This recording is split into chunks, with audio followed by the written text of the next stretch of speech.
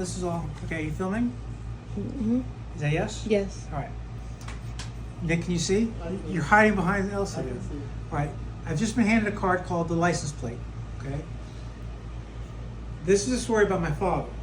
All right. My father thought he was very funny, and he used to do things to people that I guess you would call pranks, and just for like his own entertainment or something. I don't know why he did it. He would tell me these stories when I was young, and I used to think, wow, Dad, you're really funny. But then as an adult, I'm like, wow, you're kind of a creep. But what he did was, for example, when my sister was born, and that was their second child. First was my brother, and then there was my sister. My mother woke up in the middle of the night from when my sister was going to get born, and said, woke him up and said, it's time to go, it's time to go.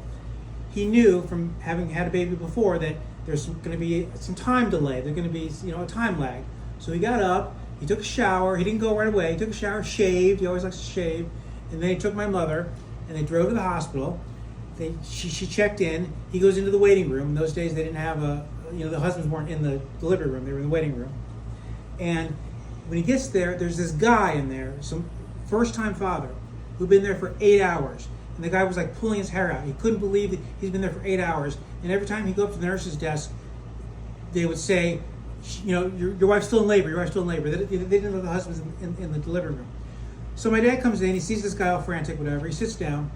30 minutes later, the nurse comes in and says, oh, Mr. Sachs, your wife just gave birth to a baby. That was my father. So my father gets up and starts to walk out. And the guy goes, hey, wait a minute. I've been here for 8 hours. You just got here for 30 minutes ago. How did you get your baby? And my dad says to him, oh, no, sir. Your baby was born hours ago. You need to go up to the nurse's desk right now and make a really big stink. Because they're going to tell you. They're going to say, no, your wife's still in labor. But you got to be really loud and be really obnoxious, and they'll let you see your baby. So as my dad's walking out, he sees this guy at the nurse's desk saying, that guy got his baby. That guy got his baby. Where's my baby? All right, so that's one story that my dad told me. Another one was a similar story. In those days, you had to get a new license plate every year, back in the 70s, okay? They didn't give you a little sticker in the mail. You had to get actually a new license plate every year. And in Missouri, they would change the color of the plate. They didn't have a design on it, it was just a color. So one year, my dad had this like cobalt blue Cadillac, this big, huge car with tail fins and everything on it. This Cadillac was this deep color, rich blue. He gets to get to the DMV to get his license plate renewed, and it happens to be the exact same color as his car. Okay, so the license plate was the same blue as my dad's car.